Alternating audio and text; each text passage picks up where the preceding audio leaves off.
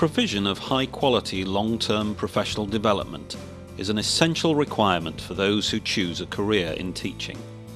One-off courses and training events are too fragmentary to result in sustained and meaningful changes in practice. That is why Hull University's Advanced Certificate in Sustained Professional Development, headed by Kevin Burden, offers teachers and institutions the opportunity to explore rigorously their own practice and, where necessary, to change it. This improved practice will impact not only on teacher performance but, crucially, on learner performance too. Kevin explains more about his role. My role at Hull University is as CPD coordinator, so I'm responsible for continuing professional development, which is essentially involving teachers, mainly part-time because most teachers now don't have the ability to undertake this kind of study full-time. And the university actually has established a department and a sub-unit within the department to coordinate that work, and I'm the manager for that particular sub-unit. Acadamy360 in Sunderland opened in September 2008 on the site of the old Pennywell School, but moved to brand new purpose-built premises in September 2009. Unusually, the Academy teaches students from both primary and secondary phases of education, from ages 3 to 16. From the outset, the Chief Executive, Paul Prest, recognised that a transformation in teaching and learning was essential to the Academy's success, and that sustained professional development of staff was crucial in achieving that. I think this model, the model in terms of what Hull's offering, actually allows us to, one, develop our teachers, who I consider are our learners, but also they can implement that strategy with students very quickly so we can see the impact of whatever we're doing. I think it's broadened my understanding of what's out there. I think every session I attend, you're swapping an application, you're looking at a new form of Web 2. You know, Etherpad came about, has been an absolute revelation for myself. Not just my learning, but it supported my professional working, I think, and that's move that forward. It is innovative. I think there's no doubt about it. It really is cutting-edge stuff. It raises new perspectives. It gives us a new insight into where we can take this. It makes us think. It makes us reflect. In May 2009, the first cohort of staff from the Academy started the University of Hull programme, joined by a second cohort the following September. In all, 60% of the Academy's staff are enrolled in the Certificate in Sustained Professional Development. So why was there a need for such a radical approach to staff development, and on such a large scale? Where this Academy was the start of a massive journey, and we couldn't do things very slowly. We had to find a way of accelerating transformation, and for us that was bold, it was big.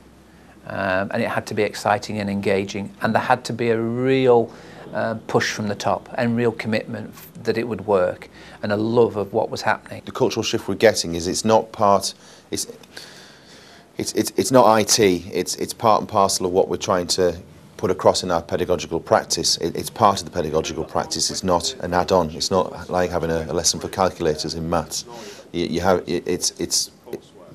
The feeling is it's going to be integral to subject delivery and topic delivery for the different phases. That's one thing that we want to weave into the organisation is how do we use the new technology? How do we become 21st century learners? That's what I like about the action research. There is also a process and there is also an expectation, and that even though I think staff have got a total flexibility in what they do, they know there's some kind of accountability behind it as well. In terms of the Web 2, I think there are signs of staff talking about it and using it with young people, but I think the debate and discussion that's actually behind the scenes is starting to come to the forefront of practice. One of the ways in which the Academy has attempted to transform teaching and learning is through the use of new technologies, particularly Web 2. Kevin explains the role of Web 2 in the programme. Web 2 is sometimes termed or referred to as an emergent technology. But essentially, I think we can see that Web 2 is about collaboration. It's about being able to work together. And I think it's also about construction. It's about being able to construct knowledge. An example there being Wikipedia, where people collectively come together to construct understanding around a particular topic. And I think that encapsulates really why Web 2 technologies are appropriate for the type of pedagogies that the school is looking to develop. And indeed, the Chief Executive Officer at the school, Paul Prestes, is referred to this as Web 2 pedagogies.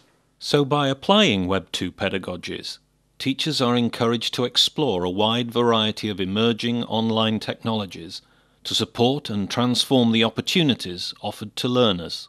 I think the majority of staff involved, they're excited by the power of what can be achieved just through looking at a handful of applications. I think if you look at using something like a Posterous blog and the power of that and how they can share ideas and co-construct, I suppose, the way they're trying to move forward with their classroom practice. Many of the teachers are excited by the potential of applications such as VoiceThread, which enables users to communicate with each other online through a variety of different media. As a language teacher, I decided, what am I not delivering, or what do I find most difficult to deliver in the classroom? And for me, it was giving the kids time to speak French individually. So I wanted to look at something which, would enable them to improve on their speaking skills, give them more confidence. It was VoiceThread that caught my imagination. I modelled something perhaps on a VoiceThread, something that we've practiced in the classroom, and then for them to go on and put their own answers down, and hopefully then they'll be able to hear themselves and assess themselves to help them improve their accents and just how they generally perform in the speaking. The ability to work simultaneously on the same word processing document offers many opportunities for learning in the 21st century. Etherpad is an example of such an application, which enables multiple users to contribute to the same document in real time over the internet.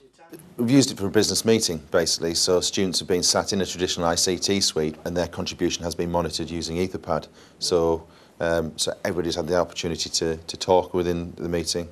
The agended items were put onto Etherpad, so everybody was informed as they went through, and the full dialogue is recorded and then printed off, and it's there for the students as a hard copy or an electronic copy for them to use. Google Apps is a suite of freely available applications which enables users to access their documents online from any computer which is connected to the internet. The Academy's executive leadership team sees the use of such applications as key to efficient communication, including their own. One of the amazing things we're doing now is we actually have a Google Calendar for the ELT, for the executive leadership team. So I think it shows a commitment at the top team to use Web 2 in leadership experiences. And that's perfectly secure. It's offering us the level of functionality we need to be sharing calendars and documentation, and even to the point where we've worked on collaborative documents as an ELT, adding different roles and responsibilities to it. In an exciting and bold initiative, the Academy is equipping teaching staff with an iPhone to support their own practice. And there are plans to develop bespoke iPhone applications in partnership with the University of Hull through a knowledge transfer partnership scheme. And the whole concept of iPhone was to give them a project, because the iPhone is a project, but actually we don't talk about it as a project, we talk it about as a fun tool to use. And what's actually happening, there's something deep happening, I believe, about the applications they download, the way they use it, and maybe at the moment there's no great analysis going on from an individual point of view, but what there is discussion and debate, so that when we start to formalise the project, decide how we wish to use it, I think there'll be lots of staff that have lots and lots of ideas. Although the programme is still in its infancy at Academy360, it has already started to influence and shape teachers' practice, and there is a firm belief that its continued impact could prove decisive.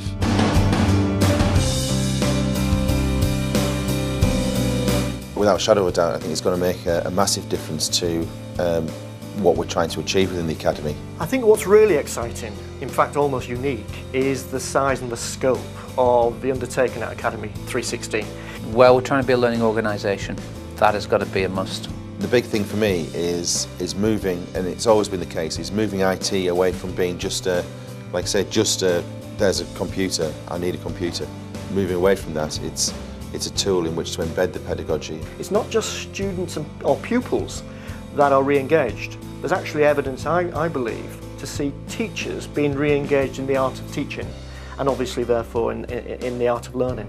And I think about people's potential and about teachers seeing that they are capable of taking what is a difficult school forward, and that they have got the tools and they can work together and support one another